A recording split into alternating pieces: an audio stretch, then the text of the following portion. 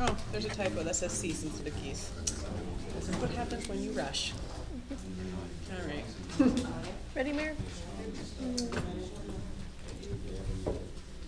They must have done 3 times. I'm gonna wait for Kevin. Oh, I can't believe that says cease instead of geese. I saw an email from her, but I didn't.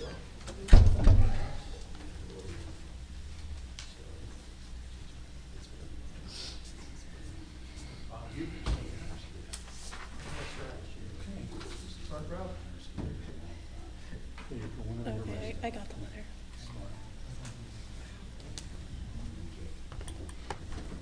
Adequate notice of this meeting has been provided to the Co-Star, the official newspaper of the Borough of Belmar, and the Asbury Park Press on November 21st, 2023, and notice of this meeting was posted on the bulletin board in the municipal building. Take roll call. Councilwoman Donovan? Here. Councilwoman McKinney? Here. Mayor Buckles? Here. Councilman Romero? Here. Councilman Levis? Okay, please stand for the pledge of allegiance. I pledge allegiance To the flag of the United States of America and to the republic for which it stands, one nation, under God, indivisible, with liberty and justice for all. Please remain standing for a moment of silence for our men and women in the armed forces and our first responders.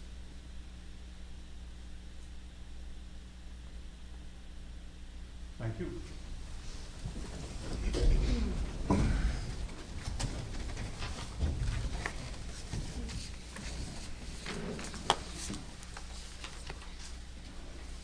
Okay, workshop. Just like to let the council know that residents will be receiving a letter in the mail, probably next week sometime, regarding it's from the DEP, the letter, and it has to do with an event that happened back in April. And the letter is fairly self-explanatory, but I'll go over the high points or low points, if you will, about the letter. Basically what happens is, just, every 2 weeks, the water gets tested, and the testing company comes in and monitors it. And that's in addition to our own water company employees testing the water. So what happened was back on April 25th, a test was done, and one of the levels in the actual pump tank or treatment plant was not where it should be. So they realized very quickly that it had to do with a pump, and that pump was replaced within 3 or 4 hours. 2 weeks went by, the monitor came in, tested the water, it was fine. Actually, the water was fine minutes after they replaced the pump. It was only out for 3 or 4 hours. What happened was, though, the DEP regulation says that the DEP needs to be notified within 9 days of this event. Well, everyone thought that since it was remedied, there was no need to notify DEP. So what happened was, 2 weeks went by, the contractor came in, tested the water, and then sent the report back to DEP saying there was an incident, back on the 25th, and now it's been corrected. Well, the DEP regulations say you have to notify them within 9 days. So technically, there was a notice requirement that we didn't meet. So even though we've been going back and forth with DEP about the fact that the matter was cured within hours, they're sticking to their regulations, saying we should have notified them within 9 days. So everyone's going to be getting a letter, which is essentially written by the DEP explaining what happened. The only part of the letter that requires explanation, which is what I just did, it says here, during the 6-month period, January 1, 2023 to June 30th, 2023, monitoring period, our WQP sample results did not meet the optimum WQP value set by the NJDEP for 14 days. And the water system cannot be below the minimum level or outside the range set by NJDEP for more than 9 days. Well, those sentences aren't actually correct because the system was below the minimum for like 3 or 4 hours. It's just that we did not notify them, you know. So if you look at this letter, you know, you're going to say, oh my God, we were, you know, not at optimum values for 14 days. That's not true, and we weren't at optimum values for more than a few hours. All right, but that's what the letter says. Other than that, I think the letter is fairly self-explanatory.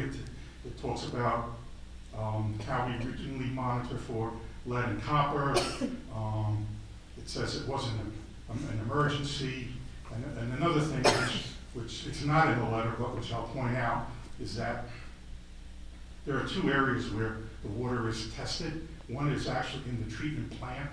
So water comes up from the wells, and it gets treated in the plant, and it gets tested in the plant. And then the water leaves the plant, it goes to various sections of town, and in those spots, the water is also tested. Well, the levels that were too high for the 3 or 4 hours were only in the treatment plant. So none of the levels in the distribution center were, were beyond normal. So it's important to know that, so that any water that was, you know, coming into our homes was well within the lead and I think it's copper levels. So I just want to let you know that something we have to send out, and you know, we'll be posting this letter. I mean, everyone's going to get one. We'll post this on the website. We're also going to post our own explanation, which goes into it a little deeper as to what happened. So this will be posted in the other documents section of the of our website. I think Mr. Kane has something to add. Just one quick clarification on that. What they do when the company comes in and tests, those reports go direct to DEP, and then that one that came out 0.05 lower in the holding in the treatment center. We didn't know that was a bad test until it came back, and then they test every 2 weeks.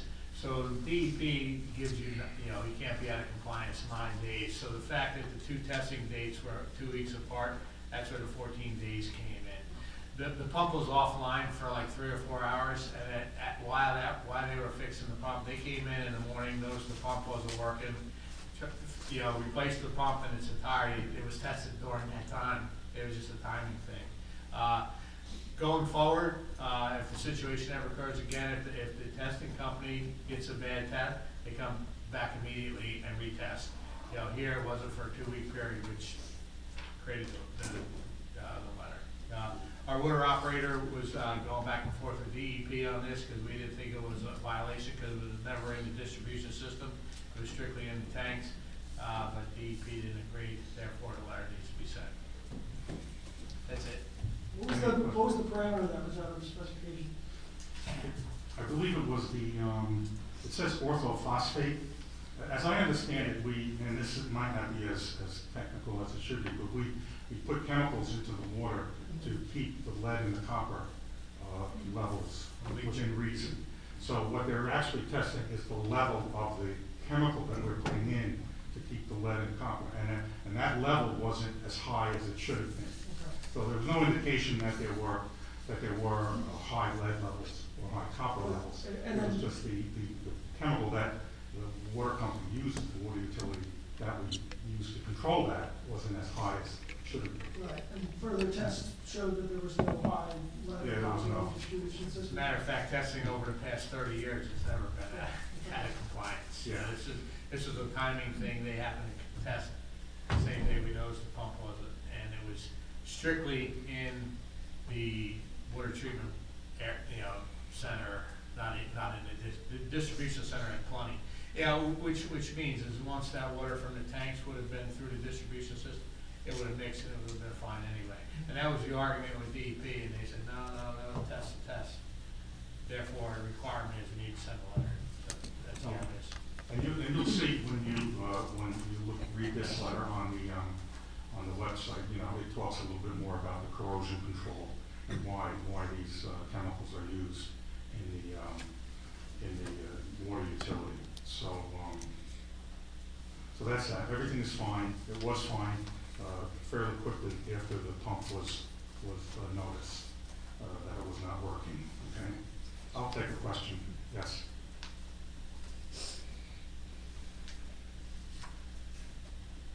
Claire Hayner, 18th B. You can hear me. Question, you said that if this happens again by some chance, all right, Claire Hayner, 18th B. If this happens again by some chance, we're gonna require them to come back and test like immediately. But we still have to notify DEP because there was a problem, correct? They're sent automatically to DEP. The reports automatically go to DEP.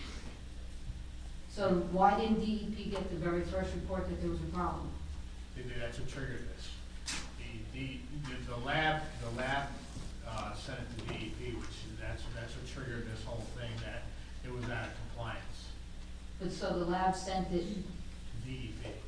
but they didn't send it 14 right days. when they took the first, noticed the problem right away? They didn't They send said it. the problem was the company tests every 2 weeks, Right. routinely, comes in and tests the entire system, make sure, you know, they've been doing that for 30 years. Right, The report coming back from DEP triggered that one of the levels was below the minimum that they set. That's what triggered this whole thing, and then through investigation, that's when it was when that pump was offline, and it was only in the holding tank, it wasn't in the system. At no point was the system ever the water ever compromised, because there was plenty of orthophosphate in the system. yeah, I'm not worried about that, I Right. get that, I was just curious, like, when the test was taken, the pumps were already broken, right, and then At the same time. all at the same Like, time? we noticed the pump was broke when they came, they work 7 to 3 roughly. They check everything when they come in and when they leave. When they left the day before, the pumps were fine. They came in the next morning, realized that one of the chemical feed pumps wasn't working. Okay. That's when they went to work on it right away, and at the same time, that was the day the company comes in to do the test. Okay, so that test then went back to DEP? Correct. But that test didn't show the levels. Yeah, and that's what triggered this, you know, Okay. like, it was, the minimum is .02, and, you know. I think the issue comes to when, And ours was probably when we 0.1, fixed the 0.15, issue. 0.05. In other words, they could have reported it on that same day, but we never reported back that the It was levels came fixed. back to normal. Okay, So that's the what problem. process improvement is. Right. Okay, So that's they what I'm wondering, reported, where they do you? reported on day one, yeah, Belmar had a problem, you know, and then 2 weeks later, when they tested, they said, oh yeah, the problem's not there anymore. So But the even- problem wasn't there the very next day. So now, when we have an issue like that, if they would have just called the company back the next day, they would have reported to DEP, everything is fixed. And then we wouldn't have had the letter, and Okay. DEP wouldn't have, you know, gotten up in arms, but because they didn't report it for 14 days, DEP is just assuming that that condition existed for 14 days. Okay, So- so that problem will be fixed by getting them in here soon? Right, right. Okay, it's all about process improvement. It's process, yeah, and that's Okay. really the simple answer. All right. Anytime something goes wrong, once we fix it, we need to notify the company that comes in and checks it, and they'll send DEP the notice right away. My 26 years UPS just kicked back. Okay. Okay, the council, anybody on the council, have any further questions? And I think the next item was the Belmar Environmental Commission geese recommendations. And I believe- Let's talk about geese. You're the geese Excuse person. me.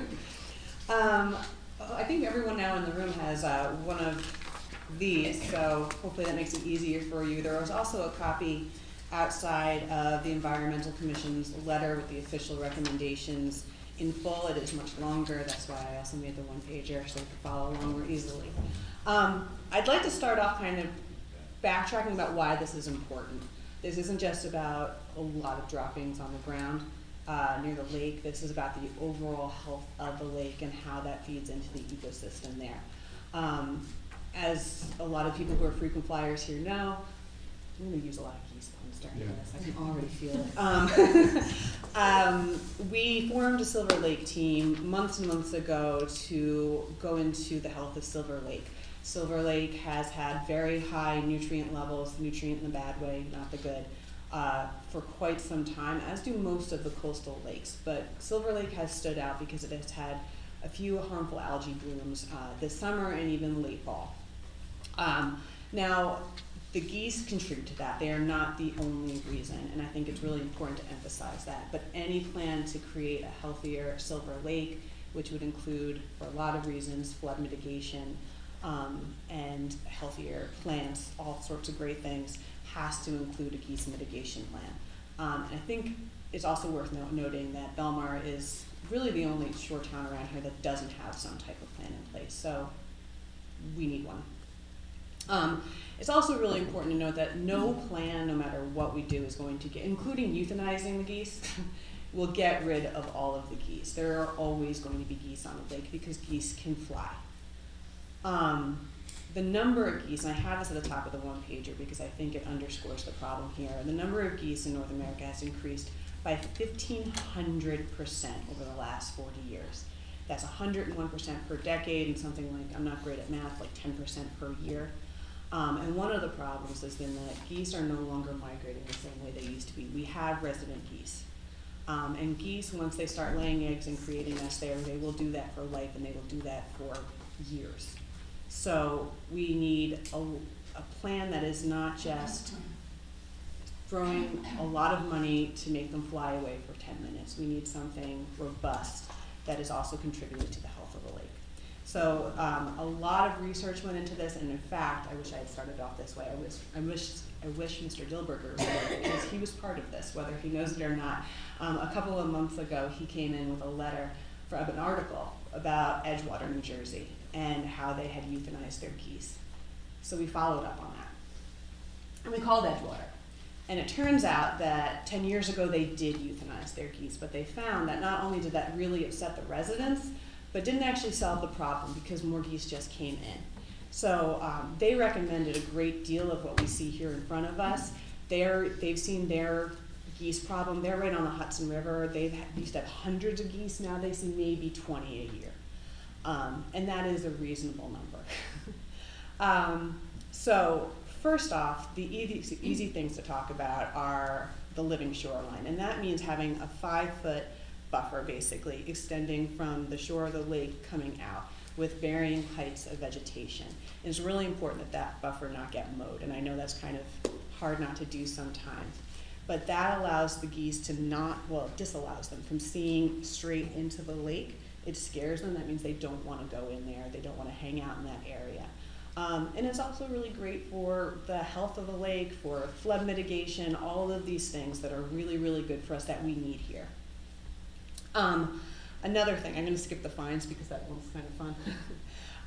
We need, starting in February really early, to start breaking up their nests. That can be volunteers, it can be DPW, that's a conversation.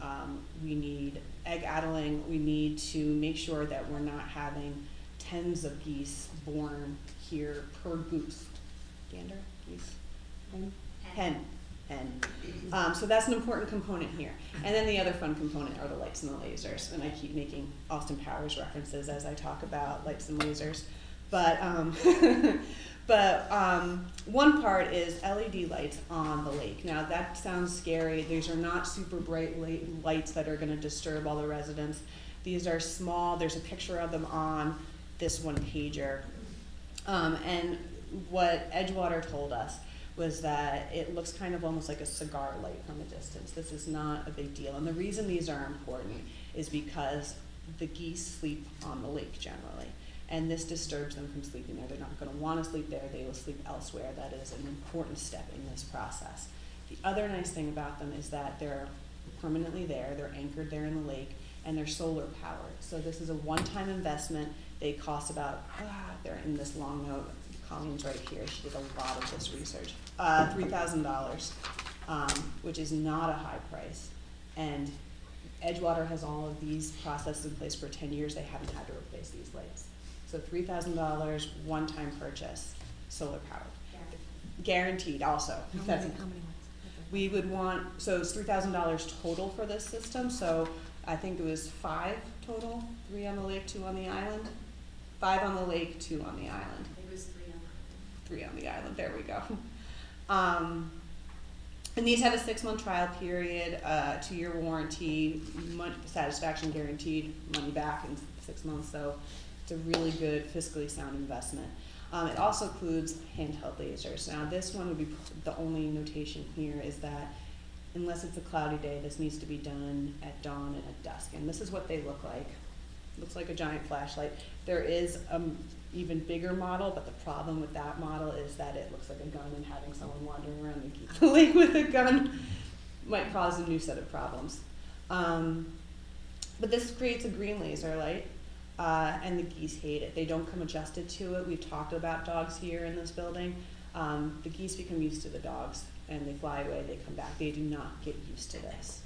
And you point it at them, and they fly away. And that's built into our price here with what we're recommending that, what the Belmar Environmental Commission is recommending we do. Use of these 2 processes alone saw an 85% reduction in the number of geese that are on the lake. Yeah. So, yeah.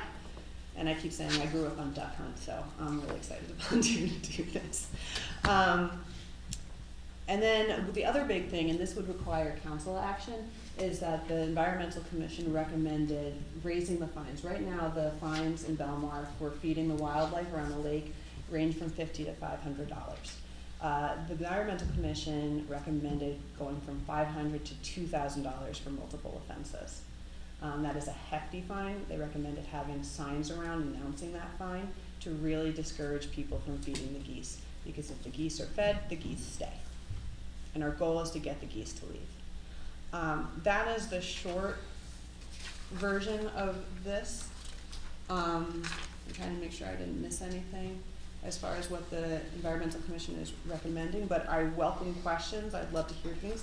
And I also want to point out that we want feedback from residents. Hopefully the system is implemented.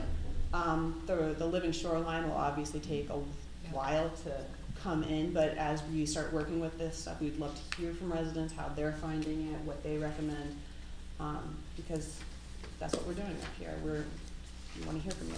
So, what questions can I answer? I have a question. First of all, thank you so much, Councilwoman Donovan and the Environmental Commission, Colleen Paulus, for all of your work and dedication on this. I know this has been months and months of research and meetings, and it hasn't gone unnoticed, and we appreciate that it's multifaceted. You know, you're not talking about just one way that is going to be very temporary. I have a question about the lights. Are the LED lights, are they harmful to people or? No, not at all harmful to people, and the geese don't like them. I'm not quite sure, and maybe Colin Sullivan's here, you can answer this. I can't remember what the effect is on other animals who are on the lake. They're exactly geese level, so the other waterfowl or wildlife are not disturbed by them. And geese have particularly sensitive eyes, so it bothers them, and not other waterfowl. Yeah, and one of the things I also forgot to mention too is that this is the system that's used in all the major New York and New Jersey airports and by the Port Authority. So the big guys are using this system. That's wonderful. I would encourage the council to follow these recommendations as soon as possible, because it seems that this is time sensitive in getting those lights to be used to scare them at this point. So, I have a couple questions, because I do appreciate the Environmental Commission giving us a very, very detailed report. We don't always get reports like these with, with links and references and sources. That's pretty cool. My question really revolves around, the equipment. So, is there maintenance for this equipment? Is there a setup? Do we rely on an outside company to set this up and configure it a certain way, or do we just sort of plop it in there on the lake? And B, how do we make sure that it's not going to be tampered with or vandalized or stolen? I guess is another concern I have. The lights would be anchored in the lake. DEP unfortunately would have to set it up, but we are assured that it's a very easy setup. It's an anchoring system. And the Edgewater DEP said he would happy to talk to you guys and walk you through if you have any questions. And if you don't think it's feasible, that's a conversation we would need to have quickly. But we want to hear that. It's really important that you're involved in this process. And then does the whole system sort of fall apart if we don't have the handheld unit to go around, because it's, you know, George isn't gonna be happy having to get up at, Well, Someone that, I has think gone that, ahead to do that this. part of the conversation has to happen, and there is another estimate that kind of being worked out, including hiring either a part-time person to be in charge of that, or versus using volunteers. Like I said, I'm happy to volunteer for part of this anyway. I live right across the street. God knows, unfortunately, I am up at that hour. So, I think that is an important question, but I don't think that should deter us from purchasing one of these, especially because they're relatively inexpensive for what we're talking about. and then the fines are a little scary for me. Don't feed the geese. No, I know, and we shouldn't be feeding the geese, and for me, a $50 fine is enough to deter me from feeding geese. I just wonder if is that really the source of our problem? Do we have an overwhelming number of people feeding geese, or is it really just the environmental conditions are so great for the geese to be there because of the grass height and because of the, you know, the fact that the lake is there, or is it really, you know, is this a problem that really needs to be addressed, or is the fine thing just sort of, are we gonna be over penalizing people for a mistake? Well, I think with proper, May I? sure. Yeah, yeah.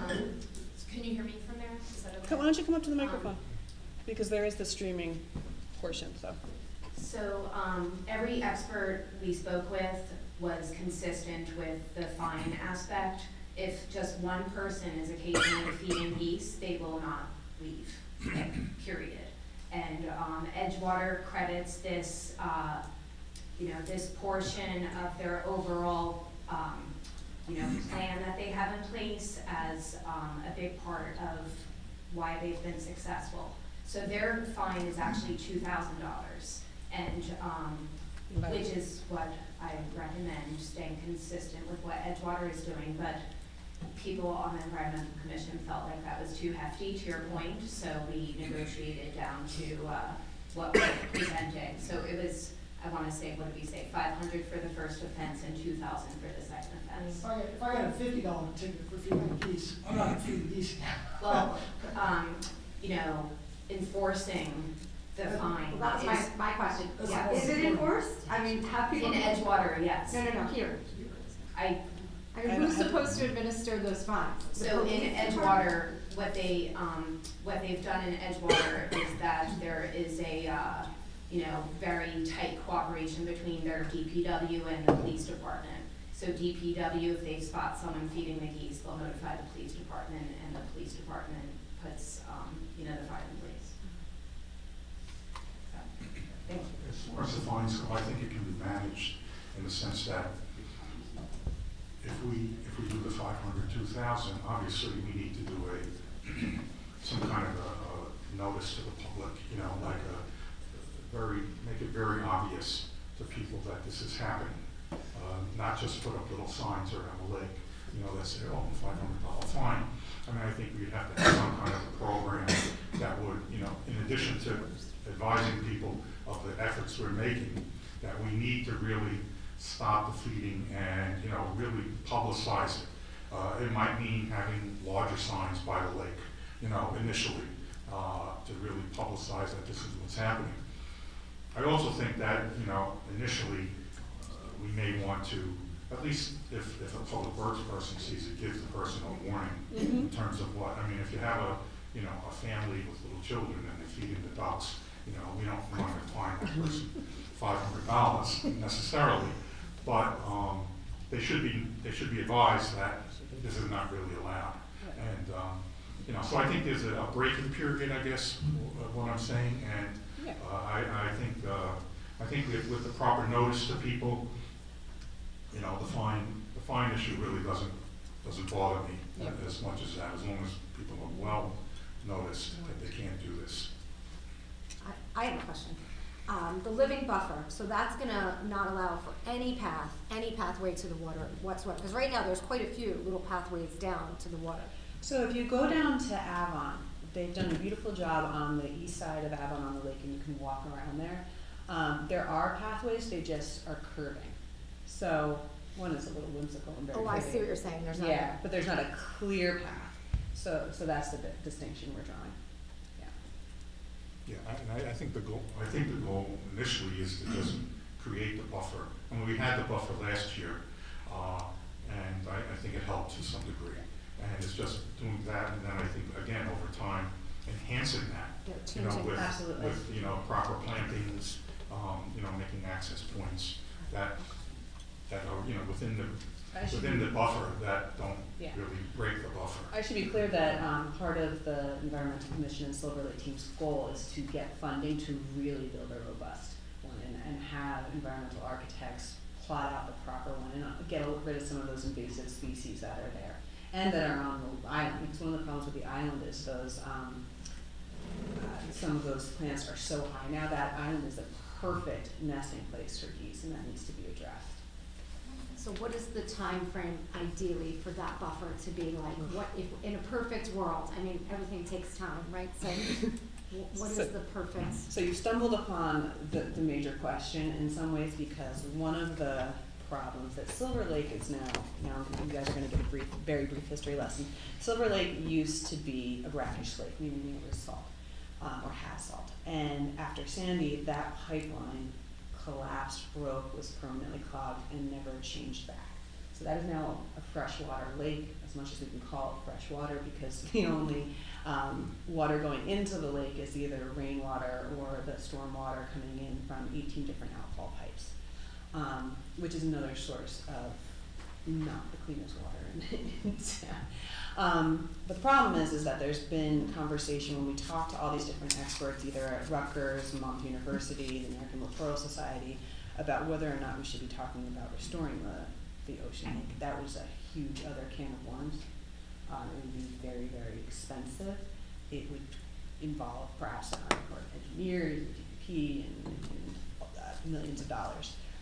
But that would also mean that the makeup of the water would change again.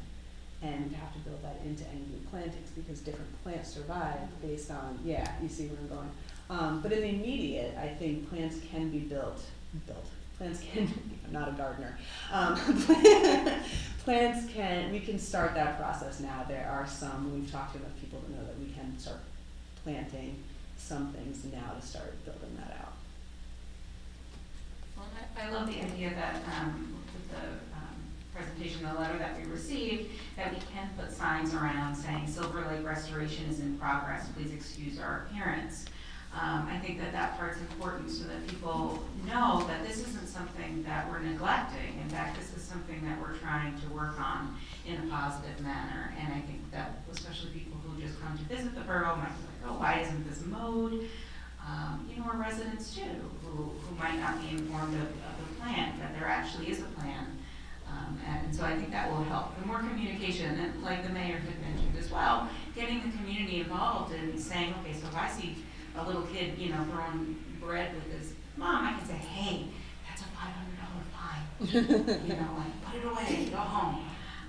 You know, that we can really get the word out as residents that we're working on this. This is in progress, we're doing it together. I mean, I still remember the signs that went up in Spring Lake back in the early 90s that just said, do not feed our feathered friends. And it had information about what bread does to the waterfowl. And that was enough for me. But I also want to say too that what did I want to say? That these recommendations, I mean, the Environmental Commission and Colin Sullivan in particular put so much work into this. It is really, really thoughtful, and the system in general between the lights and the laser system can be a really good deterrent. And also that having that deliberate mow line too will make sure that people understand that this part of the lake that we're growing out on this side with this very intentional mow line to make it look neat and deliberate will go towards assuring residents and visitors alike that we're being intentional in our decisions down there. have one more question too. I know there's a difference obviously between the geese and the swans. Yes. Now, the swans do nest every year on that island, and Mhm. that's like a kind of a fun thing for residents to watch them come back and have their, cygnets. Are they cygnets too? Yeah. Yeah. So is there a difference, or is that all considered the same with regards to illumination? I was told that the solar-powered lights will not disrupt other waterfowl, which would include the swans. And the handheld, it's very precise, Mhm. so you're just not pointing it at the swans. And their nests will be not disturbed, her nest Well, every year? there might, I wasn't researching the swans' mating habits. Mhm. I know, unfortunately, too much about geese, so I don't know, I would assume if we're gonna be active on that island, then there might be some impact to the swans, but this is just an assumption based on, so perhaps, sometimes you don't get to have everything, right? This might be one of those cases, I don't know. I just wanted to add that, I think the Environmental Commission has done a wonderful job on this, and really is, the point of having these commissions is to advise the council on how to resolve some of these problems. And I think this is a really excellent template for other commissions to use if they want to report on things like that. And obviously I have to thank Colleen for all the hard work that she's put in researching this. And I'm on board with all of the points that are in the letter that she has submitted to us. And I do think that the health of the lake is important. Speaking of the change from salt water to a more of a freshwater lake, I did notice, I'll just pass this along, that if you go in the Historical Society Museum, they have a huge, they have many maps of Belmar, and there's one on the wall which actually shows Silver Lake draining into not draining, but reaching the ocean. And it was after, when all the streets were there and they actually have bathhouses on the sand, and they have a bridge, pretty much where the Taylor Pavilion is.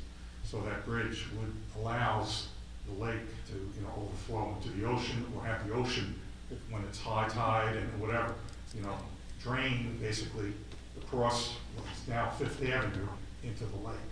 So, apparently that's probably the genesis of the pipe, where, when they filled that in, somebody probably said, oh, we need to put the pipe here to provide that. Yep. But I just thought from a historical perspective, it was interesting to see that the lake was fed by the ocean, going back before we paved over Fifth Avenue and built a boardwalk and wherever. I went back and I was reading the Belmar environmental intake, is that the right word? Mr. Kramer, you were on the one from Yeah. 2008 and 2020, am I right with that date? You're right. Sure. I stumped him. But there was a reference in the background for Silver Lake about how they thought there was a chance there was actually underground water feeding into it because Silver Lake doesn't lose as much depth during times of drought as other surrounding lakes. Fun little, yeah. That's interesting. Yeah, really thorough presentation, very nice. Thanks so much for all of the information, I appreciate it. Good job, Environmental Thank Commission. Can I make a question? Sure. Yeah, I haven't seen any geese by the lake in more than 2 years now. In fact, not geese, excuse me, swans. It's my understanding that the swans have moved out of Silver Lake and have gone to Lake Como because there's no aquatic vegetation that the swans need to feed on. And they actually, I remember, I think Tom Brendan actually had some pictures of the geese marching all the way down the boardwalk to Lake Como. So I'm not sure that swans. No, she comes back every year. I see her. We take pictures. They It's breed like in they Silver breed Lake, and then she and then they nests. She nests like pretty much all of April and May. But she, has her the eggs hatch. They have the little ones, and then they leave. They go to Lake Como. I'm wondering if when we're talking about building that living shoreline, when we talk to, the experts on that, if we can ask for vegetation that encourages swans to stay. Although swans are beautiful, but I gotta say they're not the No, friendliest they're creatures, mean. so. So mean. Swans are an invasive species. They're very territorial. I didn't lose any sleep when they left. No, but she comes back every year. They're so pretty. It's an invasive species.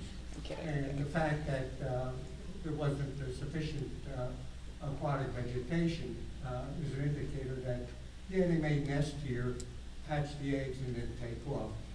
Maybe we should just take advantage of that period of time if that's what you want to observe. By the way, yesterday, I was down by the lake and didn't see geese, but saw a brant. And the other thing is that you have to inform people is something may look like a Canada goose, but isn't.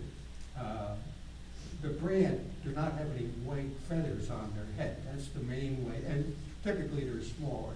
But they're a transient bird, and I think that should be encouraged. They're part of the Atlantic flyway here, and when the weather gets tough offshore, they're looking for a place to land and rest and perhaps feed. Regarding Silver Lake in its entirety, the borough can do what it wants, or can do, and has control over the parks property. But the people across the street, they have colonial bent, they have Kentucky blue, they have tall fescue, fresh cut grass. It's like setting a smorgasbord for the geese. If there's no food, the geese, or little food, the geese won't hang here. They'll take off and go someplace else.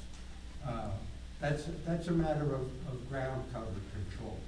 And I guess the end of this summer, at least at the northwest portion of Silver Lake, by where we have a berm, I did notice that the DPW did cut back on trimming on the lakeside slope of the berm, and the geese were not hanging there, but they went across the street, of course, and you don't have control of that.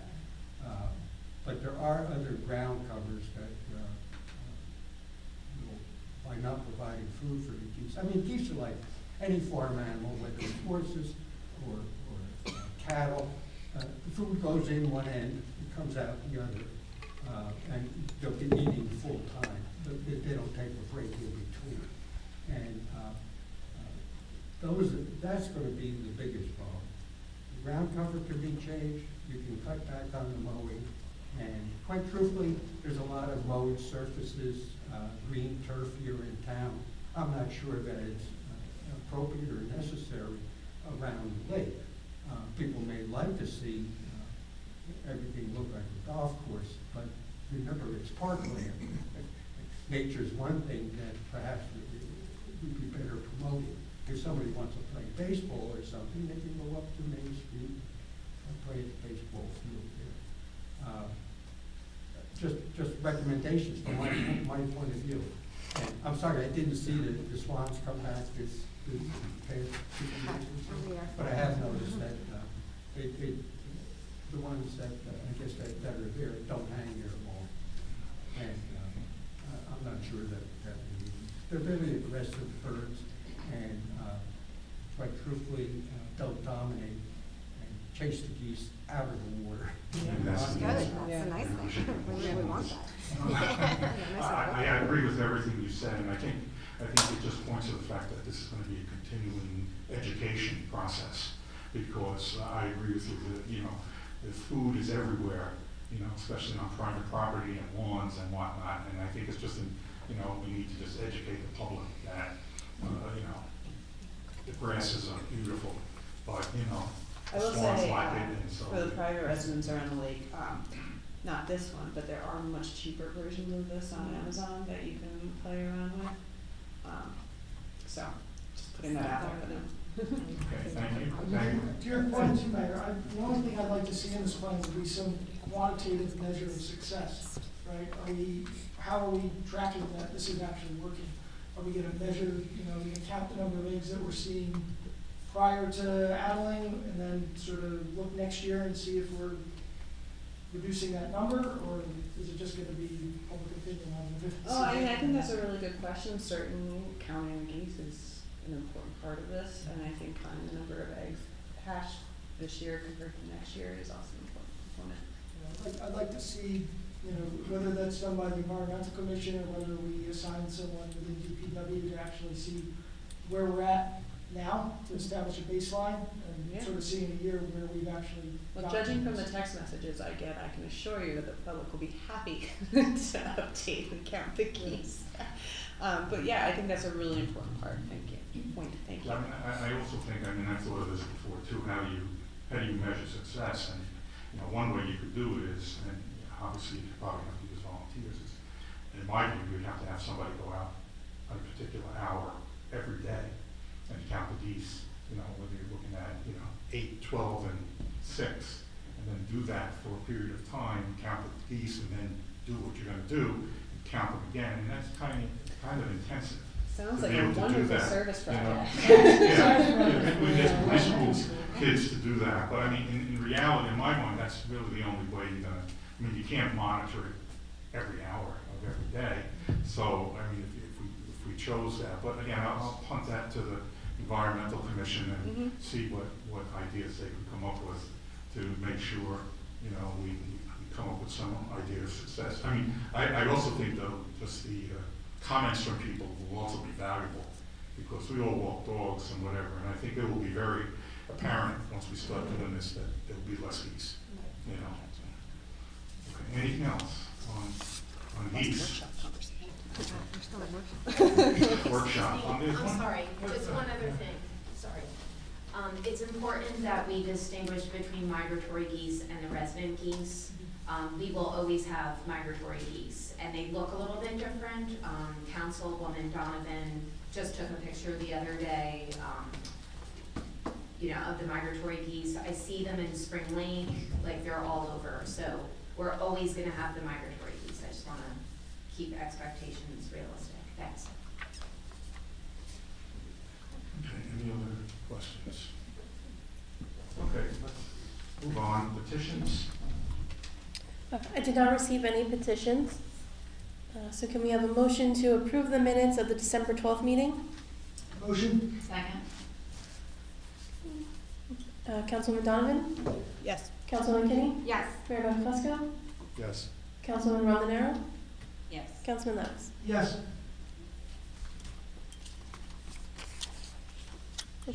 Reports of council? Councilwoman Donovan? Really, I just want to say thank you to everyone. I want to thank DPW, the police, everyone on staff here, and the residents for a wonderful holiday season. We had amazing events, and I look forward to a wonderful new year. Councilwoman King?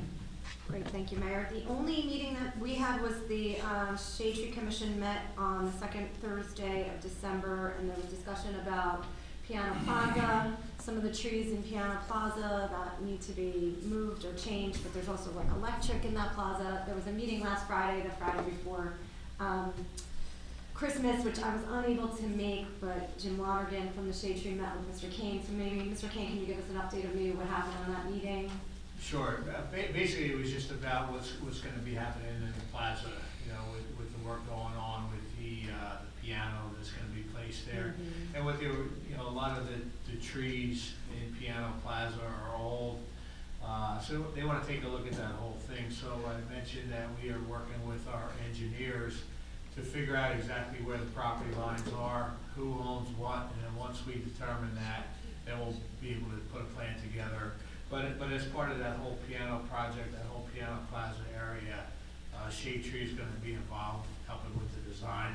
And then they also mentioned about various species of trees that they have that they wanna put throughout town that we're gonna be working with too. So it was a general conversation about what's gonna be happening in Piano Plaza, and it was a great meeting. Okay, so that's gonna occur over this coming year, we're hoping? Correct. Well, the piano is scheduled to be delivered the end of February with a grand opening / ceremony the first week in April. Those are loose numbers. The piano's being manufactured in Israel, so we just have to keep that in mind. It's been ordered, and the projected timeline is somewhere at the end of February. Installs throughout March, and then David Sanchez is working on a program how he wants to do a dedication ceremony sometime that first week in April. Okay. So then hopefully the trees and everything will be part of that plan for the grand opening? Correct. Great. That's really all I have. Thank you so much also, DPW, Police Department, everybody's hard work this year, and Happy New Year to everyone. I guess I'll go next. I would like to take the opportunity also to thank all the members of the council for all the hard work that they did this year. I mean, I think we have an outstanding group of people here, and I think I'm fortunate, and the residents are fortunate, that they've really gone above and beyond, I believe, what they need to do. And you know, we're very, very lucky here in Belmar that we have this kind of cooperation. And also, you know, obviously DPW, the police, our business administrator, our legal counsel who keeps us all, you know, right on the right line here. You know, all of these people work together to keep us, you know, safe, healthy, and do the best for all of the residents. So thank you all. I think we're going to have another great year next year, and Happy New Year, and I'll see you on the 2nd for our next meeting. Let me get this thing to stay on. Do you want to use mine? Oh, Here. yeah. Oh, thank you. Cooperation. Appreciate the cooperation, and I'd like to chime in to thank all of the borough employees and all the volunteers. We get a lot of volunteers and all of our first responders, so thank you so much. Thank you, Mayor. This is the last day to apply for the Anchor program for 2023. That's anchor.nj.gov. Belmar Housing Authority, according to Executive Director Paul DeSantis, the repairs on the main elevator have started and are on schedule. Elevator 2 is now in use. It successfully passed inspection. So as these repairs are made to the main elevator, the second elevator will be used, and it's supposed to take about 7 weeks.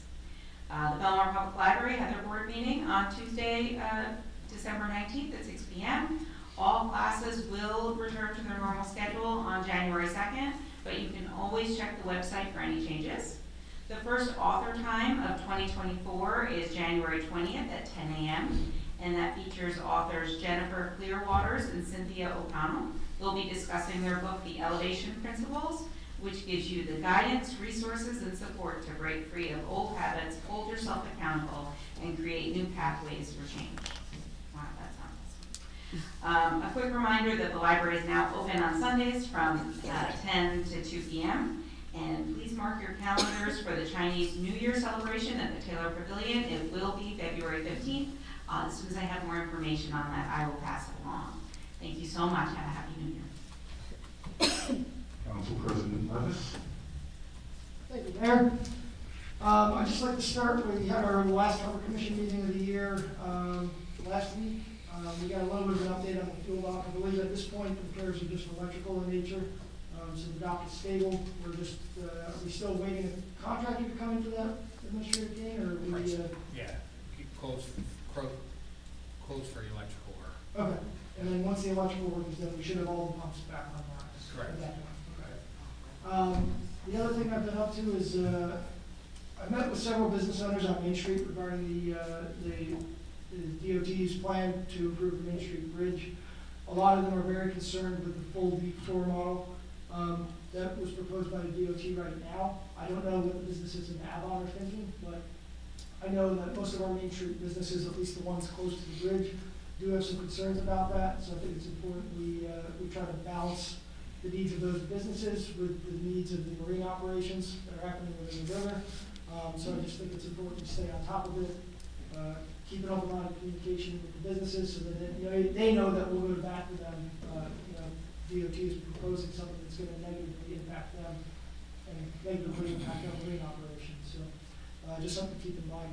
for all of you, if you're out there and you're talking to some of these businesses, let's find out what's gonna work for them, and let's talk to DOT and make sure that we're expressing their interests loudly. That's all I have. Happy New Year, and thank you to the amazing team we have here.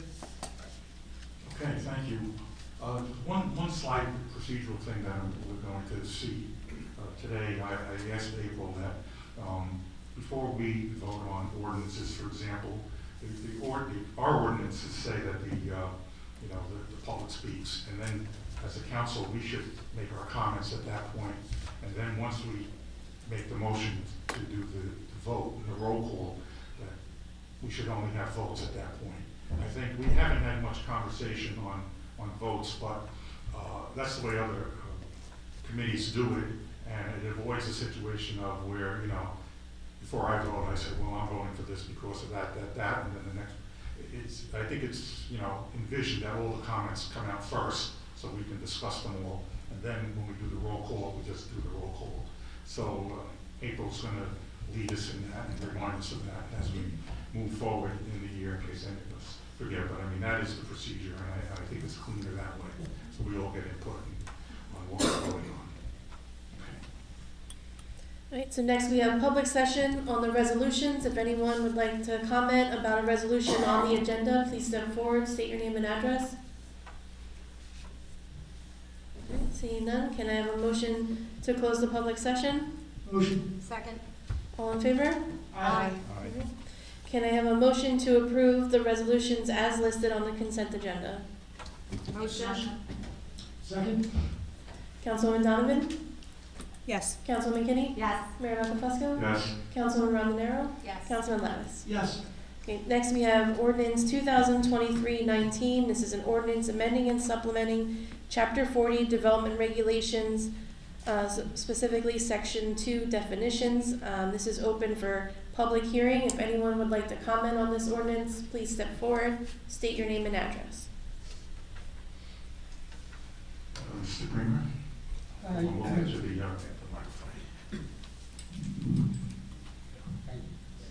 Eugene Creamer, 4th Avenue. Looks like Chapter 40. This is accessory building structure or use.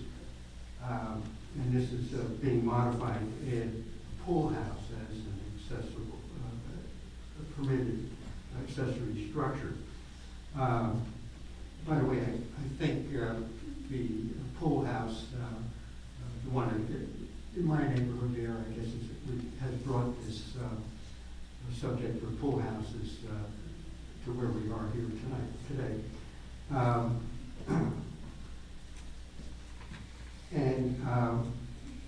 The town has struggled with this sort of thing, not necessarily a pool house, but any accessory structure that contains heat. The one that's being built near, or has been built near me, where I live, it's going to be a heated pool. And the heating equipment is to be housed within the so-called pool house. Also, what I think is being proposed is got some real problematic problems. What I mean, it's problematic trying to keep a toilet with a half bath or otherwise from freezing in the winter. I know even the borough of Belmar, with the piping in the Tower Pavilion, we've had burst pipes. There's practical problems associated with this. But of course, if somebody's going to install a pool heater to heat a swimming pool, that boiler can certainly heat the whole structure hydronically, I guess is the way you would, not forced air, but hydronically. Just put in a valve and additional piping, and there you go. You have a heated, perhaps habitable space. The other thing is, what are the limitations? Is it just going to be the housing of the heating equipment and the pump equipment and the filter equipment for the pool? Is there going to be a bathroom?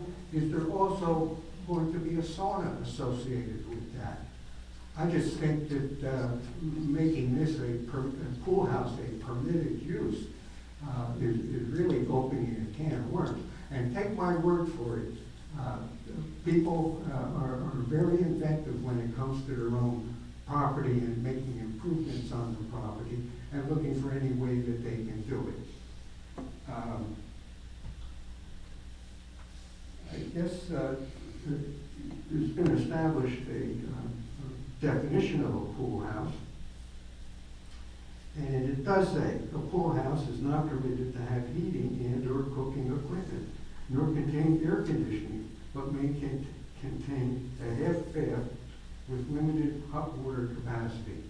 Well, if they're heating the whole pool with hot water, or essentially heating water, is that to be the remedy here? In other words, that will heat the space that's being used in an accessory building. Just in maintaining it, nobody wants to shut off the heat in their house. Because we get into the middle of winter, the pipes crack. And like I said, it's been a problem at the Terra Pavilion. We've had, I don't know how many times we've had burst pipes down there with the bathroom. Hopefully it seems now that Terra Pavilion is being used on a more frequent basis, and somebody will keep an eye on that and perhaps pay to continually heat that building space. Of course, that just spins a utility meter if the building is not being occupied. And by the way, the pool house in my neighborhood there, that pool house actually has its own separate natural gas service. So it's prime for being easily converted into habitable space. And then it goes on here, deed restriction would be placed on the use of it and so on. Deed restrictions don't work. We've had deed restrictions in this town that essentially just get blown away and forgotten about. The only way that they get enforced is if a neighbor wants to champion the deed restriction, then he has to go out and hire an attorney and bring the matter up in a lawsuit, essentially. These are laws these are conditions. My property has a deed restriction that I can't sell liquor, okay? Likewise, when this Mediterranean project was proposed, that property had a deed restriction that liquor could not be sold there, and that deed restriction was actually put in by the borough itself, and when this came up to discussion with the planning board and the mayor and the council, they just blew it away. Unless somebody wants to enforce the deed restriction. I guess the point I'm trying to make is, what are we trying to do? Make people, make residents, watching residents in order to enforce the regulations, or in this case here, enforcing a deed restriction.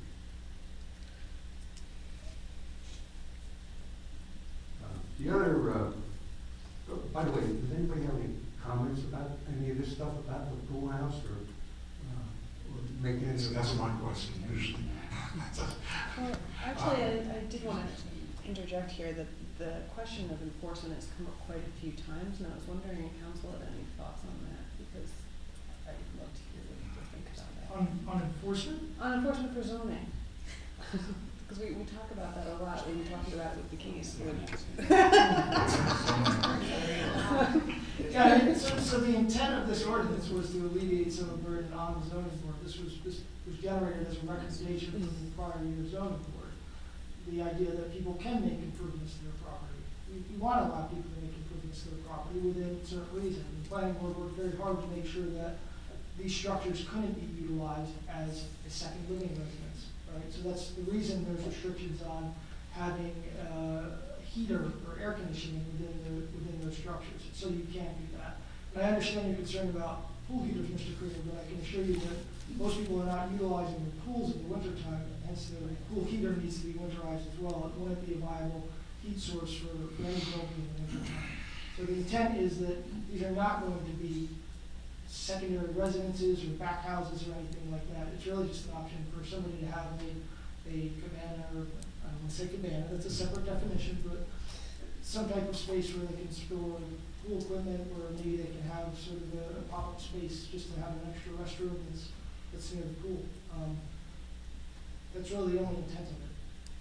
Yeah, I'm going to interject. I do think, as Councilman Donovan has said, I think the council really should look into the enforcement of these things, because as Mr. Creamer has pointed out, I think, I can get a pool house today and, put a half bath in and a shower, and next year, I'll have a line run and I'll have an air conditioning put in, or I'll have a gas line, and before you know it, I have a stove in there. And I think the question that always comes up, not just for this, but for other things that the zoning board is allowing, is who follows up on that? How do we know that what has been permitted has not been abused in terms of what else has gone on? And I don't have the answer to that, but I think, we'd have to look and explore how do we do that? I mean, I know there are certificates of occupancy when people sell their homes and whatever, but, if you wait for that, you could be waiting 20 years before you go in and see, they've had a heater in here for the last 15 years. So I think it's something that maybe we should, look at and say, how do we follow up on things that are being put as part of conditions, specifically to resolutions and things like that. And, I think it's a valid point. Going back to the pool house, though, I think, the whole idea is it's not to be habitable space. It's really there for storage of pool items. And I think the big push is for the toilet and the outside shower, which doesn't mention the shower, but I think we all realize that that's what's going to go into the pool house, so people don't have to go into their homes. And I'll have a little further more to say once we get to the council person, but your points are well taken. I don't think the enforcement too is relevant just to this No, structure, right? no. Any accessory structure, somebody putting up a shed or putting up a detached garage, you could run into the same thing where I think it even goes beyond accessory structures, where people are saying, I'm making this up, I'm gonna plant a tree, I'm gonna plant 2 trees in front of my house, and then before you know it, time goes by and you never see the trees. Like who's following up on those things that people are actually swearing to when they're before these boards as to what they're gonna do, and then they wind up not doing it. So when the homeowners submit their construction permits, they have to include a copy of the resolution with them, and that's when that gets checked. And then everything has to be in compliance, it's either checked by the zoning officer or the engineer, depending on what type of project it is, and everything is resolved before the CO is issued. The problem is what happens after the CO is issued is another question, Right. And there's no way to enforce that without So that was going my through question. everyone's houses and seeing if they've done anything illegal. Right. That's blatantly obvious, right? Right. If they don't need a Resident with permit, dumpster, then you never know, right? Right. That they don't everything's have to. piling up, we know they're doing construction without a permit. So Right. it really comes down to enforcement. Right. But we can't really, as a council, we can't You enforce. can't like spot check people's houses to Yeah. see Well, I mean, if they put in the legal bathroom or. Within the bounds of the law, we can create ordinances that do many different things, and obviously I would defer to our council as to what appropriate actions could be taken. That's all I'm saying, So I think that point is well taken. Did you have any other comments? Yes, the impervious area definition here. I know most of the discussion has been about the pool houses, but this is actually more important than that. The impervious area is the most important problem or component of stormwater management. I think, let's see what's proposed here. Loose stone would be considered pervious and so on. And also it makes reference to what's called pervious pavers. It makes reference to this, it shall be constructed in accordance with the Interlocking Concrete Paving Institute, ICPI. That sounds like a prestigious organization, doesn't it? I looked into this at one time. The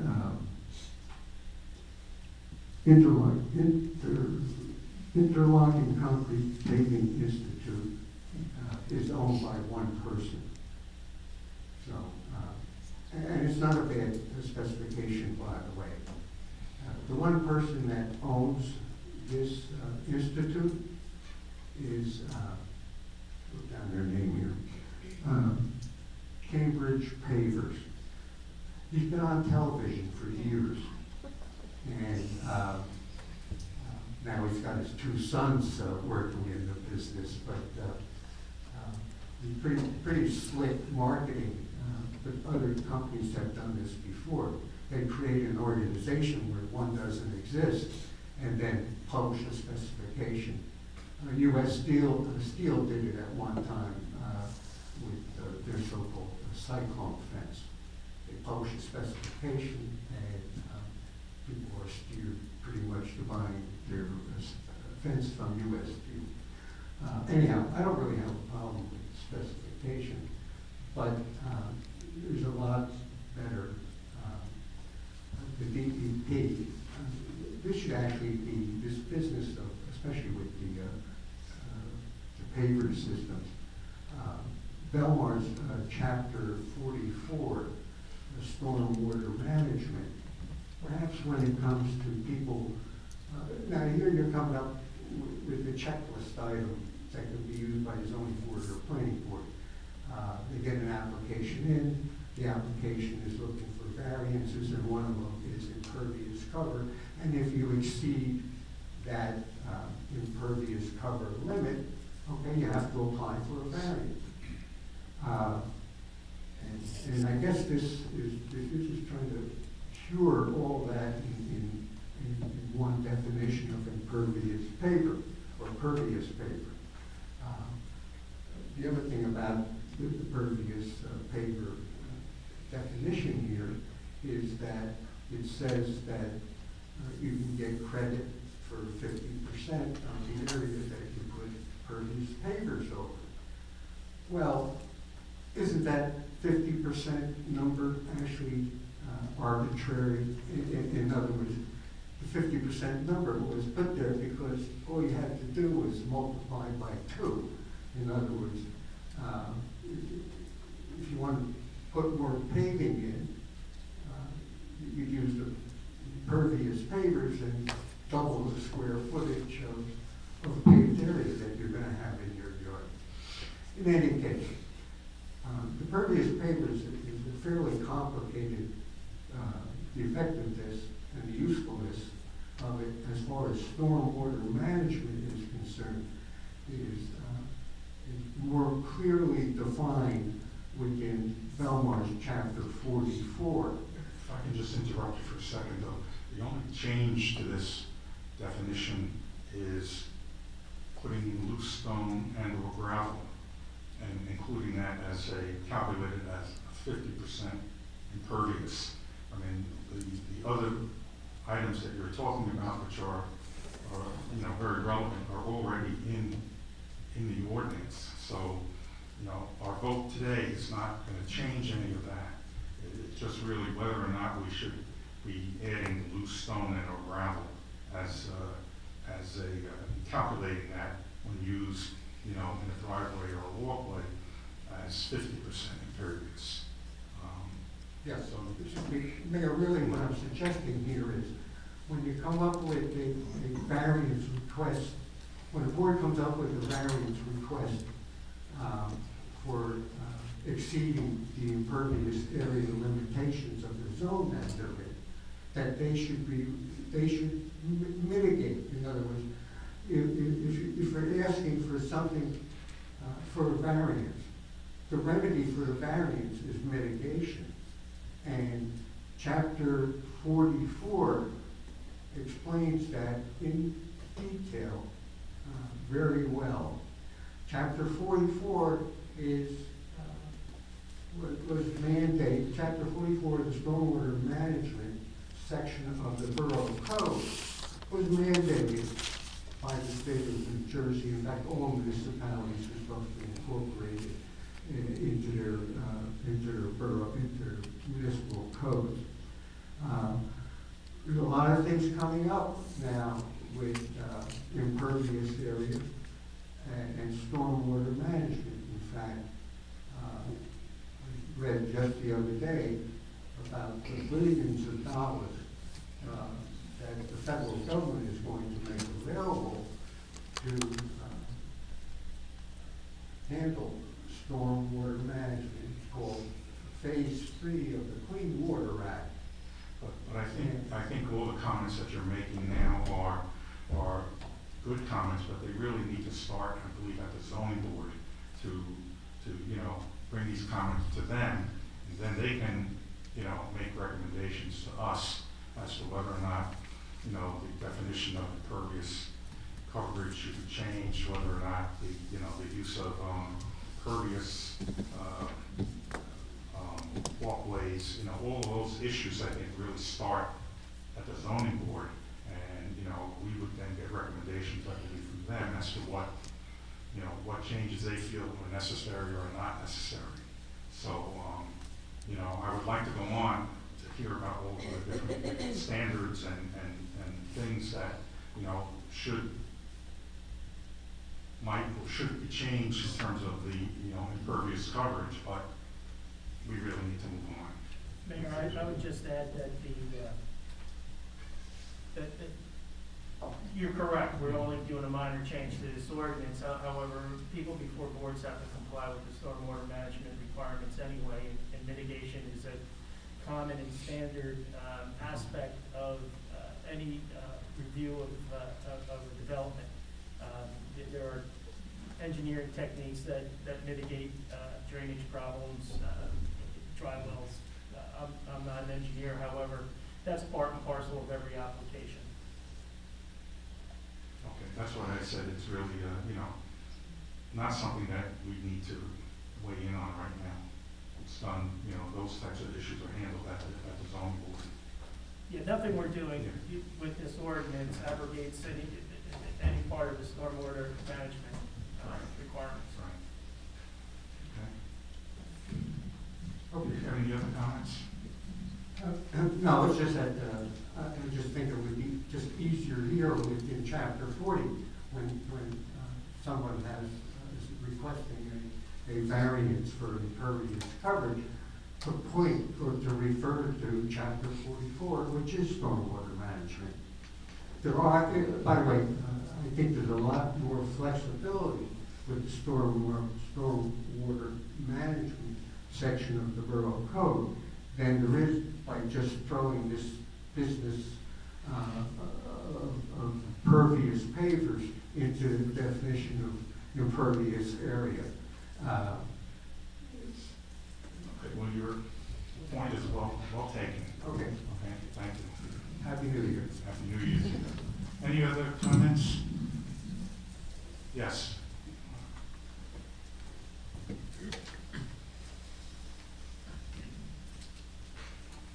Thank you, Mayor. Sandy Caputo, Surf Avenue. About the bathrooms that we might be putting into Taylor Pavilion. Well, we're still on the ordinance. Oh, I'm sorry. Just hold on for a second. We'll get to you. Any other questions about the ordinance? Can I have a motion to close the public hearing? Motion. Second. All in favor? Aye. Okay. Does the council want to have any comments before we vote on the ordinance? I just just have a question. So we've taken out the idea that this can be part of a garage as well. They would still need to go and get a variance if they wanted to make a pool house part of the garage. Yeah, if they were doing conversions, they would have to. And that's one of the nature of my comment, probably, and that's why I recommended we do this. I'm on the planning board along with Council President Levis, and at the last meeting, we had a vote on this, and I just wanted to explain why I voted no. Because the main reason was I thought that this ordinance did not address the issue of the modification of garages to become a pool house. And I do understand that, from what I heard is that, well, if somebody asks for, a bathroom and a shower in their garage, well, then that's something that they would have to apply. They'd have to ask for a variance, and that, they would have to come before the zoning board. And it seemed like from what I heard was that they most likely, if it met all of the other requirements, all standards, the parking issues and all that stuff, that it would be approved. And, my thought was there a way to put that into the ordinance, not necessarily into the pool house ordinance, but somewhere, so that people who want to do that, if it's going to be approved every time, why would they have to put in a variance to do that? If everybody knows that, like my garage, if my garage is in accordance with all of the zoning rules, then I should just be able to put in an application saying I want to put in a bathroom and a shower. And to make it, if we want to call it a pool house, we can call it a pool house. But that wasn't done, and that was the main reason why I thought we should do that. Since then, I also had some other things, and I'll just throw it out there for the council and whatever. In the interest of making property owners have the ability to do what they want on their property within the zoning ordinances, I'm wondering to myself, why can't I have a pool house? I don't have a pool, but I certainly, there have been times when I've had many people at my house who have gone to the beach and who come back, and they're, kids especially, they're sandy, and they're all over the place, and they're playing in the yard, and they're getting filthy, and, I think it would be appropriate for me to have I won't call it a pool house, let's just call it a backyard house, which would basically permit the same thing, that I could have a place where I could store my beach, chairs and other blankets and umbrellas, and also have a shower and a toilet out there. So, I'm kind of, and I did not bring this up at the planning board, but I'm like, why, and plus, the way this reads, you have to have an in-ground pool to have a pool house. I don't really understand the reason for that. And, if my backyard house complies with all of the bulk requirements, then, my question is, why shouldn't we just create a generic term and call it a backyard house and let everyone, make application for it?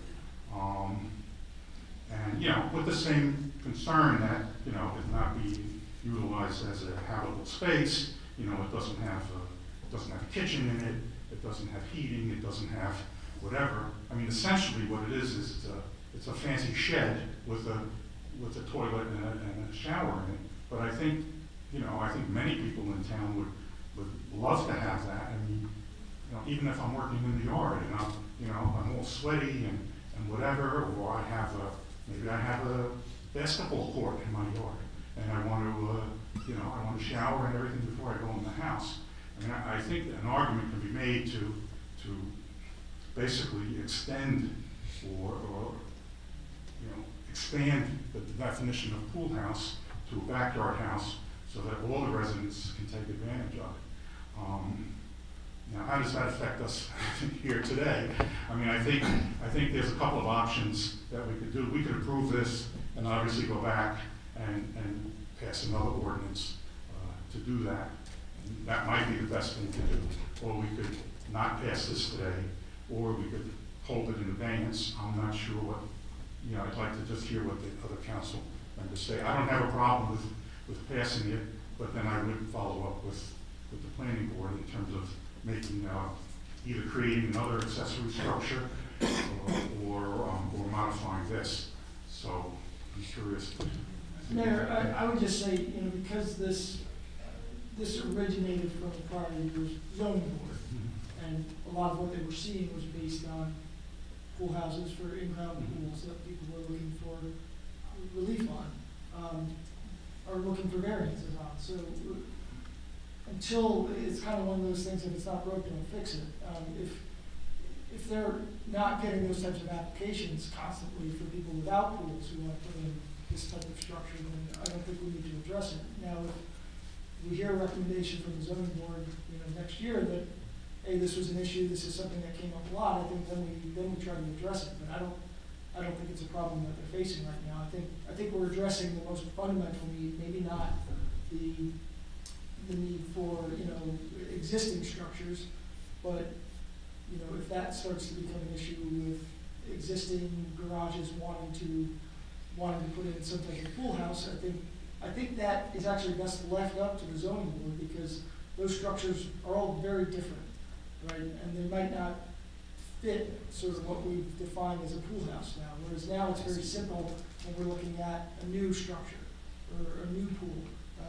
We've clearly defined what that can be, where it's a little bit muddier when it gets to an existing structure, which is why I think the zoning board is the proper board to hear those types of variance requests versus just approving them willy-nilly. And I think this ordinance, the way it's written, allows us to do just that. And then if we do see an issue arising in the future, then we can revisit it. So just so I'm clear on what you're saying, Council President Lattice, is to allow people who have potential garages that they want to convert to be kind of case-by-case basis with the planning and zoning board And that's exactly the way it is now. Okay. That's exactly the way it is now. What this does is allows for a new structure to be not having to go to the zoning board, so long as they meet all the bulk standards that exist out there for impervious coverage, for parking. They still have to meet all those standards, but this allows them to not require a variance before the zoning board to do one of those structures. I don't want to be pedantic, but I literally wrote in our last meeting, why do I need a pool to have a pool house? Which is a joke, but at the same time, I think you do have a point. Why are we excluding above ground pools? Why, if the point is to have, we have the world's largest pool right out down the street. And I mean, we have an outdoor shower. I hope to God it's up to code. Came that way when we bought it. Mr. Dior would probably tell me. But I think you've made some good points. I don't know if that means that we should table this and have further conversation about this ordinance. I'm also here to say that maybe the Environmental Commission's next big job should be talking about pervious and impervious. Yeah, well, pool, I would assume a pool is considered an impervious structure. No. No, it's not. How does the water go only- seep into the ground after it hits the pool? Well, the pool coping is considered impervious, but the pool water area is not impervious. Very interesting. We might have to look at that too. I don't know that Like you're that's, saying the cement around it. in my mind, that doesn't meet the definition, but that's just my mind. Can I just add one thing? Based on my experience with working with zoning and the zoning board, I don't foresee this ordinance coming into play that often, because most properties have garages and they want garages, and they're not gonna have the space to have their house, a garage, and a separate pool house.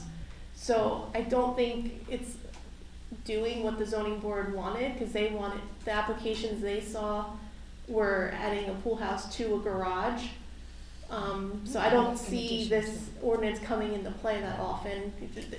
People are still gonna be going to the zoning board, because they're gonna wanna put an addition on their garage to have the pool house attached. So, So maybe my concern is just to we need something else to help the zoning board to deal with the people who are gonna be coming, who wanna put in, and I hate calling it a pool house, because it's not a pool house. It's an extension for their garage, basically to have a toilet and a shower. Because, you know, we all store stuff in our garages as is. So, you know, the only difference is that we're saying, well, you need a pool to be able to do that. And then I go back to my other argument is, why can't I just have a toilet in my garage now without a pool? If it meets all of the other requirements, you know, is that? And that comes up a been lot in the asked? zoning board applications where people talk about garages all the time and, you know, are there gonna be utilities? Is it gonna be heated? Is it gonna have air conditioning? And then they'll say, well, you know, I would like to have a toilet there or a sink. And we're like, well, no, it's not permitted, so you can have a hose spigot to rinse, but that's it. But there are a lot of requests for a half So bathroom. variances have not been traditionally. No, permitted? they've given some, more like when it's involved with a pool. But there have been cases where people just want to have Yeah. a See, that's what bathroom. bothers me in the sense that, you know, it's been given to some, but, you know, what's the criteria? You know, it'd be nice, I think, if we had a straight line, you know, like, if your garage meets this, and this, then you can do this. You know, rather than having this, well, this person got it, but I don't know why I didn't get it, you know, it just seems, like more work for the zoning board, and it just seems to me that if we're gonna allow a separate structure to have a bath and whatever we're calling it here, a half bath, then why wouldn't we let an existing structure have a half bath? And maybe that's a further discussion with the zoning board. So, you know, maybe I talk myself, you know, 360 degrees. Definitely. And maybe we should just move forward with this and then, you know, deal with the issues that I have. I think, council wants to weigh in on this. Yeah, well, I just wanted to add that this is the last meeting of the year, so if we table it, we have to reintroduce it next year, so, just putting, we can't table the second reading, we have to start all over again. I'm okay with moving it, you know, taking a vote on this now. And we can always deal with the other issues next year. Okay. Anyone, that's it? Okay, can I have a motion to adopt ordinance 2023-19? Motion? Second? Okay, Councilman Donovan? Yes. Councilman McKinney? Yes. Mayor Buckafusco? Yes. Councilman Rondinero? Yes. Councilman Levis? Yes. All right, now we have public session. If anyone would like to speak, please step forward, state your name and address. Come on up, Sandy.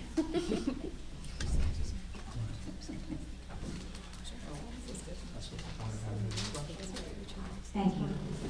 Again, about the Taylor Pavilion. The plan is to maybe install bathrooms in there because we don't want to put up those other two non-compliant trailers back. Well, kind of, sort of, but really the goal is to create a permanent bathroom on the boardwalk. And since we have the space to do it in the Taylor Pavilion, we would do that, and that would take away the 6th Avenue bathroom, because it's only a block away. And that's really the genesis of all of this. So we're eliminating one of the temporary bathrooms, putting in a permanent bathroom, which could possibly be open year-round. Because right now, the temporary bathrooms need to be removed by, October 1st, the law. So, you know, it would be an enhancement for people on the boardwalk to have a year-round bathroom there if we decide to keep it open year-round. Okay, aren't all the other trailers non-compliant or are they compliant? Well, it depends on what you mean by non-compliant. The trailers are compliant, it's what they're sitting on, it's not compliant. So, it's a thing where we're still working on that, but, you know, basically, non-compliant means, you know, DEP is not in favor of us having these bathrooms sitting on what they're sitting. Now, there are other engineering things that could be done to make them compliant, using your term. And we're looking into that too, and we would have to, you know, deal with DEP and getting approved to do that. But, yeah, I mean, the bathrooms are fine, it's just that what they're sitting on is not fine. And they would like us to have, you know, the bathroom, it's all for storm reasons. In other words, they don't want, like if there's a big storm right now, and we get some kind of a notice, DEP has to go and remove those bathrooms. It could be the middle of the summer, and when they have to take them off the beach, and then after the storm, they have to put them back. So, you know, it would be nice to have a situation where we could put those bathrooms on, you know, a different, whether it's pilings or whatever, and so that we can keep them there. You know, I don't know if we would keep them year-round or whatever, I mean, that still remains to be seen, but that's what's the non-compliant part. Okay. What I was wondering is why are we worried about those two and we're gonna put the other 5 back? We're not worried, it's not a matter of being worried about it, it's just we have the opportunity Yeah, okay. to do that. If we had an opportunity someplace else, you know, we'd be looking at that too, you know, and, you know, we're constantly thinking about, you know, how we might be able to put permanent bathrooms, you know, along the boardwalk. So, you know, that's, again, that's something we just keep looking into.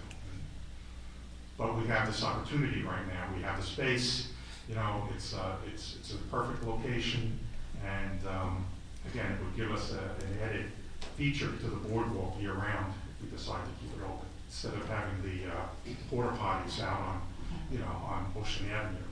It'd be better to have a permanent facility. Okay, thank you. Okay? Mr. Mayor, can you also clarify, because this only came up in the last meeting, will there still be concessions at Taylor Pavilion? Right now, we're planning on that. Yeah. So even with the Unless- addition of the bathrooms, there would still be? Yeah, there'll be plenty of room still to have a small concession. Do we have to put that out to bid soon? Well, I don't know when we're gonna do it, but it would have to go out to bid. Yeah. You know, once we finalize the engineering, I think, and we know pretty much, you know, the square footage of the space and whatever, it's only fair to people who are gonna be looking to rent it, to tell them this is the space. Of course. And not surprise them, you know, in May, say, oh yeah, we've cut another 6 feet off of here, you know. So, I mean, that's the only thing that would be holding it up. Okay, thank you. And about people feeding the swans and the other waterfowl, I've been observing my Lake Como for many years. I would welcome law enforcement doing something. Any suggestion ever by me to someone feeding the waterfowl is met with usually things I can't say into this microphone. It's terrible. So I would welcome law enforcement, come by, explain you can't do that, come back in 5 minutes, if they're still doing it, write them up. Well, we would have to coordinate with Lake Como, obviously, in terms of the ordinances and whatnot, but it's definitely doable if they, you know, if they're in agreement. Yeah. I'm curious to know if anybody's ever gotten a ticket in town for feeding. I mean, do we know? Do we have the statistics? About as Officer, many people who has have a anyone cat been license. fined? I'm curious. I don't know. Just wondering. My guess would be, it would be in conjunction with something else. You know, it would be like somebody's running into the lake or doing something else that's not, you know, proper, and then they see that they're feeding them, and then they just tack that on. Words are always I don't think it would be a primary offense, but it is a good question. Oh, thank you. All right. Anyone else?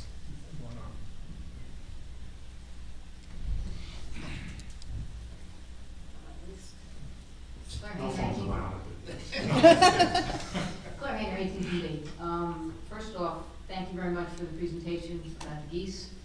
And a suggestion that I made quite some time ago is if we have a workshop, let's put it that we're gonna talk about something, especially something that the public has been very, very upset about for many, many years. Let's put it on the agenda, okay? And let's even advertise it a little bit like we advertise everything else, like, hey, we have a potential solution here, come to this meeting instead of all the other meetings where everybody's, you know, complaining, all right? So, food for thought. Thank you very much, Mr. King, for the update on the piano in Piano Plaza, because I read an article last night in Tap Into that said BAC is still looking for funds to make this possible. So that kind of sounds like that's false information, so thank you for the update on that. And I guess the prep work and everything will start soon. Okay, that's good. Grants. A while ago, I asked if we could possibly carve out a piece of the website, I know the website's being redone, or have a workshop, a quarterly workshop.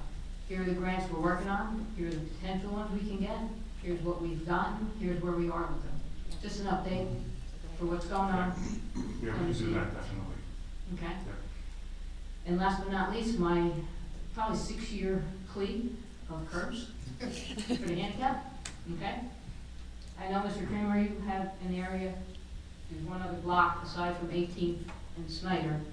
All right, I was at the zoning meeting last night with the high hopes that the house that's being built on the northeast corner would have the curbs, but there's nothing that says that they have to, I believe, unless maybe the sidewalks are done, April? Actually, since our engineer is in the room, he was the person I was gonna talk to. So the homeowners are responsible for replacing curbs and sidewalks and maintaining them. But if you're on a corner property and you replace your sidewalk, are you required to make it ADA compliant with the curb cut for the wheelchairs? Do you know the answer to that question? So, Oh, you have to come on up. We gotta get this on the record here. No. hi, good morning. Jim Morris, Remington Vernick Engineers. Excuse my appearance, I was out in the field this morning. So to answer your question, the borough is really the responsible party with regards to the ADA compliance issue. So if a borough resident is required to upgrade their sidewalk, then the borough and that resident would have to have a conversation about the ADA compliant issue, because the curbing, and it's actually not just the walkways, the curbing needs to be at a certain flat area so that there's no slope to it, and the ramp up, which is not sidewalk, would need to come into play as well, because the sidewalk is different than that little piece of concrete between the curb, that's called a curb ramp. So, and then there's also a requirement that there be a detectable warning, which is they're usually red with little raised domes. So it's a little more complicated than can we make the resident do it, but it's something that we can look at to see how we can better address this issue. Okay. Okay, Thank you. thank you. Thank you. Thank you. And I'll be here for when that ordinance goes into place. Thank you. Any other comments, please? Come up.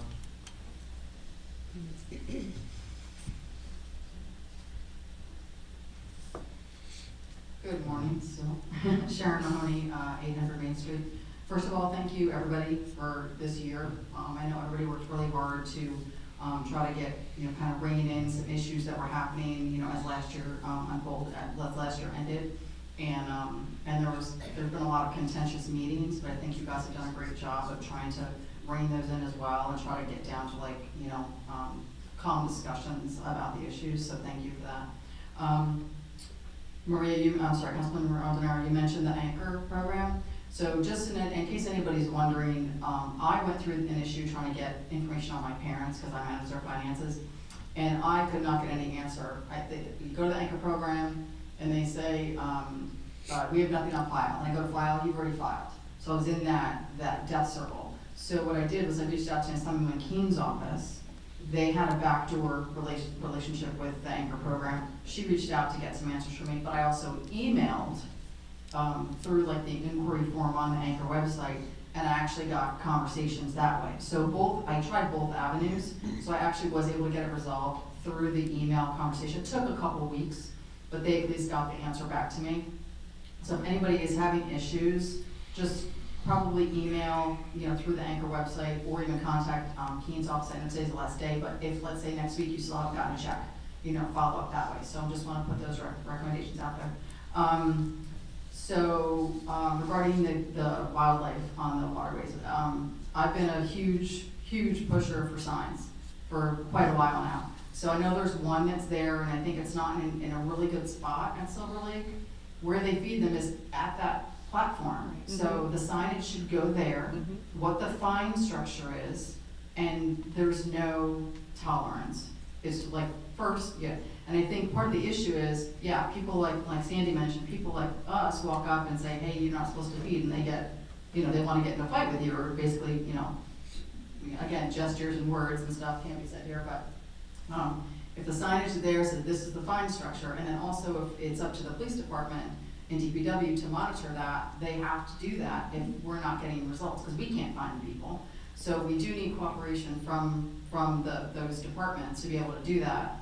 And I don't think that that's been a real push, you know, because this discussion, I don't think really it has happened at this level. So I have no issues with those fine levels. I think they're great. And the fact that the signs that say, please don't feed our wildlife, but here's why, and educate them to say, this is why we don't want you to feed them. How bad bread is for ducks and everything, and how what happens to the water, and what happens to the fish, because that stuff's in the water, the poop in the water, all of that stuff. And then maybe have not a QR code, because you have to pay for those, but like a website they can go to, could be our website that has information on that. Hey, here's more information, you can go here. For kids especially, want to learn that information. So that's just a suggestion. I have a couple of questions. One's regarding transparency and responsive to emails. So I sent an email a week ago, crickets. So it's regarding the EV chargers. So I don't know if anybody's responsible for responding to emails about these things, but I mean, that conversation could have happened on email, yet I'm now here talking about it, wasting people's time. But it is a concern. Are we doing anything about adding EV chargers to Belmar? I would personally love to see that. I know that there's some grant programs available, Lake Como has one. I'd like to see how that's been working for them. I'm sorry I didn't respond to your email, but I was curious to know if that was gonna be in part of the transportation, you know, NJ Transit part of their project with the 484,000. That was my other follow-up question to that. I thought that was only for the train It is, station, Oh, like section right there. that's not the parking and the walkways and the lighting and the, It's all that, yeah, but we can look at TV charges. Yeah, we can look into that. Yeah, because the three areas I suggested, just to repeat for the folks listening, are the marina area, Belmar Plaza, and a couple places on Ocean Avenue. Because we do have 1.3 miles, right, stretch there from one at one end, one at the other end. There's, because of the push by the governor or federal whatever for, you know, electric vehicles, the problem people have is finding those charging stations. And you have one at Premier Outlets, but a lot of times people leave them, and they do take a while to charge. It's not, because I'm looking for a new car right now, and I'm like, do I get an electric vehicle? You know, because I don't have any place to charge it, unless I put maybe a charger at my mom's house, you know, because you can do that, put them at, you know, at your homes. But I think that should be a serious discussion, you know, starting in the new year. I was just gonna say, I know we started having that conversation too when we had our first Sustainable Jersey meeting as well, if I recall correctly, so. It's definitely something that's coming. Yeah, and the grant And writers we'll might be, be for that, you so. know, we'll be dealing with. I know most people have chargers at their homes. I would recommend anybody who gets an Yeah, EV car have one. I don't have a house to do that, so Yeah. a lot of people I do. also know that when you buy a car, you get a booklet with all of the EV stations that are in the area, and I know, you know, there are a few, but they're not really local Target? to here. does Target You know. have them? Yes. Yeah, there's a few out there. And Then there's also Tesla specific ones too, that are only for Tesla. Unfortunately, I understand that when you start up your car, it tells you pretty much how many miles you can go, you know, before your battery is out of power. So, I mean, it is good in the other sense that, you know, people can come to a restaurant, and they know they're gonna be in there 2 hours, they can put their car on the charger and charge it, you know, for that time. So there's benefits, obviously. We'll be looking into that. Okay. Speaking of the marina, are they gonna pave that lot at any time? The one that's sort of right across from Marina Grill? Yeah. Yeah, there's no plan to do it right Okay. now. Just curious, because you could also It's more, charge. Discussion more on pervious pervious. that way. Yeah, Yeah, discussion we don't on want to the, create more. the chargers did come up at the last harbor commission meeting, too, so Okay. it's something that there's some interest in having possibly at the marina. And as the mayor mentioned, not really for residents, I'd say, but for Tourism. tourists who are coming in, there's a lot more electric vehicles than there used to be. Right. So it is. As we're talking about pervious too, I've been going around town and I noticed that, you know, there is a lot of spots where there's impervious coverage. And I think, you know, one of the things that we should as a council is start looking at that. And in conjunction with that, it also involves the planting of trees. Because trees will also help, you know, flooding in the long term. And, you know, I think it's important that we do what we can in different areas. So, you know, I think we need start shying away from public lots that are paved and see if we can come up with some other solution to make them more pervious, so we're not, just taking rainwater and running it into the lake, for example, so. Just Make a comment? yeah. The dirt parking lot in the marina is not allowed to be paved. That's fine. According to the DEP, it has to stay. Too bad can you park there for free? Yeah. Because that's not a charging, that's not a lot where you have to pay station. Okay. Right, that's right. Well, we could make that a park, maybe. I think it's a ways to do it. You're like I'm Asbury just Park, kidding. right? I'm just. All right, two more issues regarding 8th Avenue. So in the CoStar article yesterday, I was a little confused. What are we doing with the crosswalk up right by 5th Avenue Burrito and BHA? So they said it's being moved. The state is doing that. Okay, so do you know the details? It sounded I like they're have moving exact it. details, but the only big detail that we don't have is when they're gonna start. So they're eliminating that, it's gonna be at Main Street, is that what? No, it's gonna be moved down closer to the driveway going into Piano Plaza. Okay. And there'll be like lights and, Yeah, the whole which will be nine good yards. because I think some people don't we have it stop. on the, did we put it on the website? I think it might be under other documents or the plans. If Okay. not, we'll put it up there. All right, And that's gonna tie into that grant also. Yeah. It's all in that same area. okay. And what about, which I've asked before, the striping on 8th Avenue at Main Street and the walk signs and That's signals? that's all part of the state. That's state. So we just don't know the timeline on it? Okay, okay. So, I'm sorry, I think it's Claire. Yeah. So suggested, and this I was gonna bring up too, like if there's a way on the website, I know, Don, I'll be on that committee, is putting a status on the website for projects like this, so people don't have to come up here and ask every council meeting, what's going on with this, what's going on with this, or send emails, like, there's a status on the website that says, here we are with this is, we got the grant funds, money for this, we got grant money for this, we have state money for this.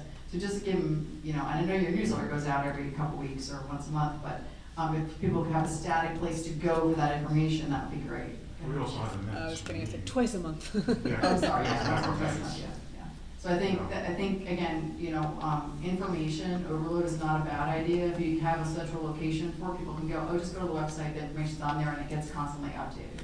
And then regarding the, back to the wildlife stuff, I think social media is really important for communicating stuff.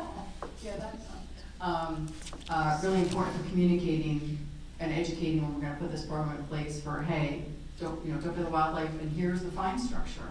And no tolerance, just like no tolerance for noise, et cetera, and put the signs not just in one spot, but like around the lake wherever people might access those locations to feed, because they can't access where there's all that tall grass, but like any place else that would be an access point, right? And then working with, Spring Lake Como on the Lake Como one as well, because I don't think there are many signs around that lake either. So, it's a two lake effort here, to get it covered, communicated, and so that's it. Happy New Year, everybody, and, thank you for everything. Thank you. Any other comments? Right, can I have a motion to close the public session? Motion. All in favor? All right, so next we have a resolution authorizing closed session. This is a resolution that says, whereas it has been determined by the Borough Council of the Borough of Belmar that it is necessary to discuss the following matter at its regular meeting in the absence of the public, which is pending or anticipated litigation regarding affordable housing and attorney-client privilege communications related thereto. Whereas the Open Public Meetings Act permits the Borough Council to exclude the public from that portion of a public meeting during which such matters are discussed. Now therefore be it resolved by the Borough Council as follows: the council shall forthwith recess into a private executive session from which the public shall be excluded to discuss the above referenced matters. That the scope of the aforesaid executive session shall be limited to the above matters as stated. That those matters discussed in executive session shall remain confidential until such time as the need for confidentiality no longer exists as determined by the borough attorney. That minutes of the closed session shall be taken and kept free from public review until such time that the need for confidentiality no longer exists, as determined by the Borough Attorney, and that the regular meeting of the Borough Council shall resume after the private executive session, at which time the Borough Council may take action in reference to the topic discussed. Do we have a motion to approve this resolution? Make the motion. In a second? Second. Okay, Councilman Donovan? Yes. Councilman McKinney? Yes. Mayor Buckafusco? Yes. Councilman Romero? Yes. Councilman Levis? Yes.